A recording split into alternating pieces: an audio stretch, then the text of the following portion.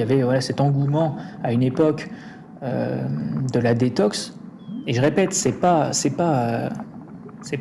bête comme approche. C'est juste qu'il faut adapter selon les cas en fait. Tout ce qui est systématique est une erreur. Il y a des choses qui peuvent être bons pour des personnes en fonction de leur état vital de base. Et t'en as que ça peut être mortel hein, si on passe vraiment d'un cas extrême à l'autre. Et si le corps n'est pas prêt, si tu lui forces un peu la main à se détoxifier, ça va être, même la détox en tant que telle, ça sera une agression. Déjà le corps n'a pas beaucoup d'énergie et de vitalité pour faire face, et là c'est pire quoi. Le corps il sait se réparer de lui-même, il sait se nettoyer de lui-même, il sait se régénérer de lui-même.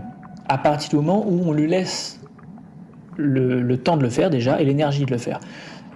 Rien qu'avec le sommeil, c'est extrêmement parlant. J'apprends rien à personne. Quand vous allez dormir, vous vous mettez à l'arrêt, ok, et votre corps, il en profite pour déjà terminer la digestion, la dernière digestion du dernier repas.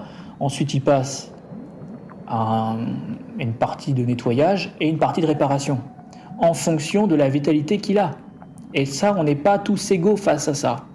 Donc par exemple, admettons, on est à 50% de l'énergie qu'on pourrait avoir, le corps, il va fractionner, il va dispatcher ces 50% d'énergie